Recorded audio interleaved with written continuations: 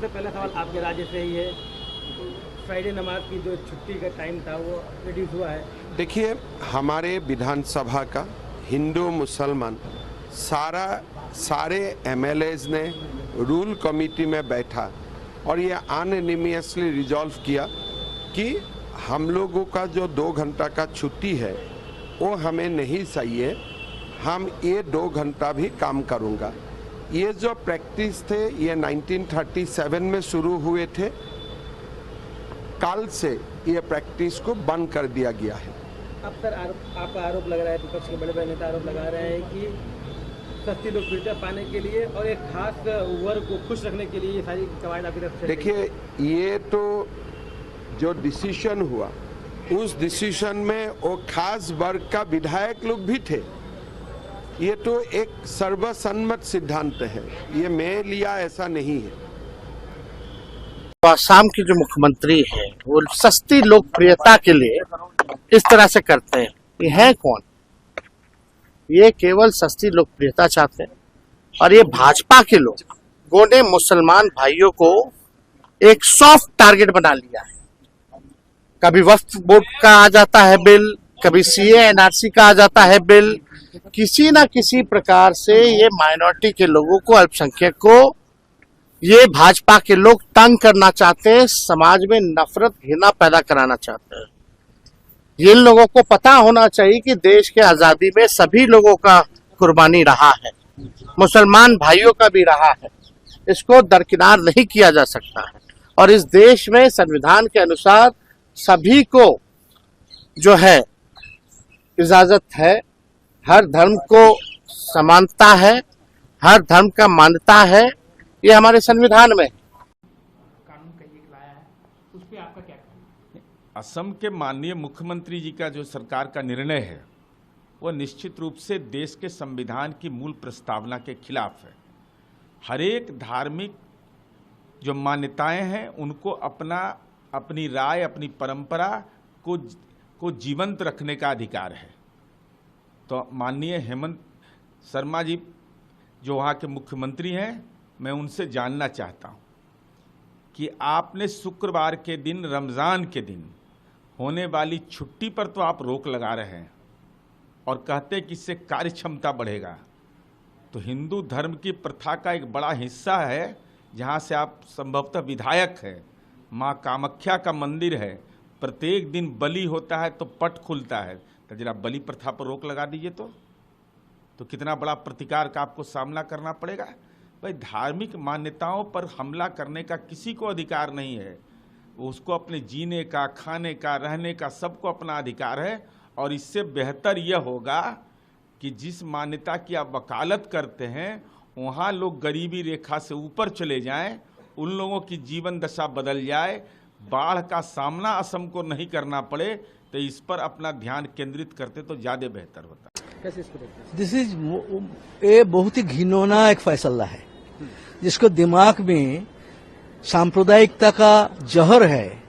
और हिंदुस्तान में जितना सांप्रदायिक लोग है, सबसे घिनौना माइनॉरिटी हेटर वो है हेमंत विश्व शर्मा। वो मुंह जब खुलते हैं उसको मुंह से माइनॉरिटी के खिलाफ जहर निकालता है और वो देश के लिए खतरनाक है। ये देश विरोधी मानसिकता है, भारतवर्ष की एकता विरोधी मानसिकता है, संविधान विरोधी मानसिकता है। तो इस तरह का देशद्रोही बात करके माइनॉरिटी को हर तरह खत्म करने की जो साजिश है वो उसका वो वन ऑफ द दैट उसी में एक है जो ये साजिश रच रहा है आरएसएस के निर्देश में हिंदुस्तान में माइनॉरिटी को खत्म करने के। इसका वही जो योजना है उस योजना का एक हिस्सा है। आपको असेंबली में नहीं लिया है, ये डिसीजन लिया बीएससी में लिया है। जो हम लोग का असेंबली केसेस चल रहा है उसका रूल्स एंड रेगुलेशन है, प्रोसीड्यूर है, बिजनेस प्रोसीड्यूर जो है उसमें लाया है। एक्चुअली क्या हुआ देखिए, ये जो आज जो सडनली उन लोग डिसीजन लिया है जो आपको हर शुक्रवार को, हर गुरुवार को, आपको हर फ्राइडे को आपको 1 घंटा 2 घंटा हम लोग को टाइम मिलता था प्रेयर के लिए। ये तो आपको from 1936 I think it is 90 years already been past and from the very inception आपको सर सादुल्ला साहब ने इसको लाया था, उसी टाइम से शुरू हुआ, अभी तक 90 ईयर्स हो गया। बीच में आपको गोपीनाथ बरदोली चीफ मिनिस्टर था, उनका भी कोई तकलीफ नहीं हुआ उस टाइम में। आपको विमला प्रसाद चोलिहा भी आए, उसका भी तकलीफ नहीं आया। हितेश्वर का भी तकलीफ नहीं हुआ। आपको प्रफुल्ल गौर महंत साहब 10 ईयर्स चीफ मिनिस्टर, उनको भी तकलीफ नहीं हुआ। आपको लास्ट है आपको तरुण गोगोई साहब का 15 ईयर्स, उनके भी कोई तकलीफ नहीं हुआ था। लास्ट सर्बानंद सोनोवाल, ऑनरेबल सोनोवाल, उनका भी कोई तकलीफ नहीं हुआ। बीजेपी के गवर्नमेंट था, तकलीफ नहीं हुआ। लेकिन हम लोग का जो अभी chief minister, honourable chief minister Himanta Biswa Sharma का क्या तकलीफ है पता नहीं है, लेकिन लगता है जो मुसलमान का जहां आपको रिलीजियस पे तो जहां को मुस्लिम नाम मिटाने के लिए वो कोशिश कर रहा है, बात यही है। लेकिन आप ये सोच मत सोचिए, ये जो ट्रेडिशन है हाउस का, ये ट्रेडिशन आप ब्रेक करके क्या लाना चाहते पता नहीं है। कहीं किसी का तकलीफ तो नहीं हुआ। 90 ईयर्स हो गया, आपका असेंबली चल रहा है, उसमें तो कहीं किसी का तकलीफ नहीं हुआ। आपका क्या तकलीफ है इसमें? आप लोग तो असेंबली के अंदर में आपको सेक्युलरिज्म मेंटेन करना चाहिए, कॉन्स्टिट्यूशनल आपको देखना चाहिए। आपको हक जो है, हर आदमी का रिलीजियस फेथ है, उनको प्रैक्टिस करने का उसका हर आदमी का होता है ना, दिल चाहता है। लेकिन आप तो हम लोग का दिल तोड़ दिया, ये सही नहीं किया है। और आप क्या करते हैं, अंदर में जो खाना वाना जो बनाते हैं इस असेंबली हाउस में, जो खाना देते हैं, अच्छी की बात है, ये तो खाना हम लोग खाते रहते हैं। लेकिन आप लोग उधर भी पोर्क भी रखते हैं, ये तो हम लोग का सेंटिमेंट होता है। भाई पोर्क क्यों रखते हैं आप लोग? ऐसा नहीं करना चाहिए। तो आप तो धीरे धीरे आप सब कुछ हटा रहे हैं। आपको पोलीगमी था, वो भी आप हटाने के लिए कोशिश कर रहे हैं। आपको मुस्लिम मैरिज एंड डिवोर्स, उसको भी आपको हटा दिया।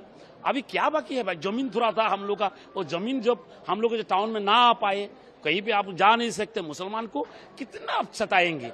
सता करके एक दिन तो आप खुद सता में पड़ जाएंगे। ऐसा हो रहा है। ऐसा तो सीएम बहुत चला गया भाई। आगे आप देख लीजिए, आप भी 5 साल चल रहे हैं, अभी 3 साल चल रहा है। अगले के बारे में आप सोचिए। हर आदमी आपका ऊपर में विश्वास है, आप कॉन्स्टिट्यूशनल हेड है, उसमें आपको सारे को आपको समान इक्वली दिखना चाहिए। लेकिन आप तो इक्वली नहीं दिख रहा है, ये सही नहीं कर रहा है। सारे हिंदुस्तान आपको देख रहा है और हिंदुस्तान का आदमी आपको नफरत कर रहा है। अभी आप सोच लीजिए अब क्या करना है। लेकिन आप जो नमाज के लिए जो आप टाइम जो हम लोग था, वो जो आप उड्डन कर दिया, कोई बात नहीं, हमको नमाज को उड्डन नहीं कर सकते। हम तो यहाँ से आप टाइम उड्डन, हम लोग नहीं रहेंगे उस टाइम में, हम लोग डिवाइस नहीं लेंगे, कोई बात नहीं। तो पहले होना चाहिए, कोई हम लोग को तकलीफ नहीं है। हम तो नमाज पढ़ के आ रहा हूँ भाई, अभी क्या तो तकलीफ है उसमें? आप नमाज पढ़ने में आप रख नहीं सकते हैं, ये बात ख्याल रखिए। हम अंदर ही बैठ के हम हम लोग का नमाज अदा कर सकते हैं। ऐसा नहीं है जो आदमी के सामने नमाज नहीं पढ़ सकते, हम खड़ा होकर भी नमाज भी कर सकते हैं। उसमें क्या है?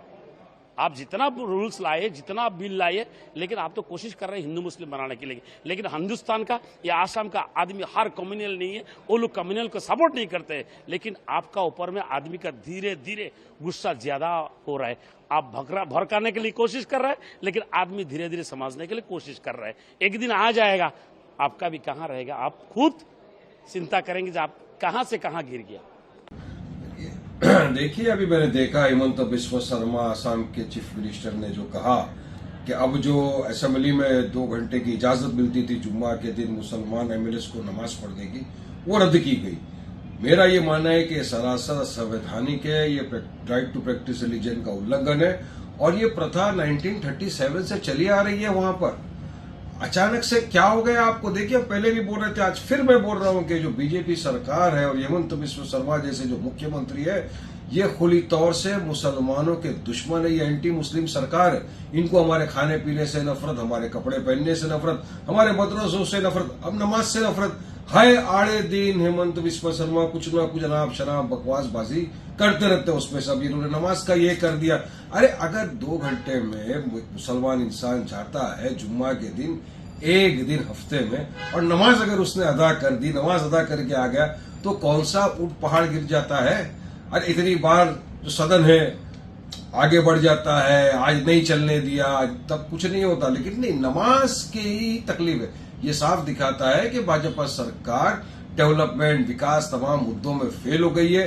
बेरोजगारी खत्म करना उनको आता नहीं है, इसीलिए सिर्फ एक ही मुद्दे को लेकर आ गए कि किसी भी तरह मुसलमानों को गाली बको, इस्लाम के खिलाफ अनाप शनाप बकवास करो, पोलराइज करो सिचुएशन को और अपनी सियासत को चमकाते रहो। तो मैं कहूंगा टोटल असंवैधानिक है।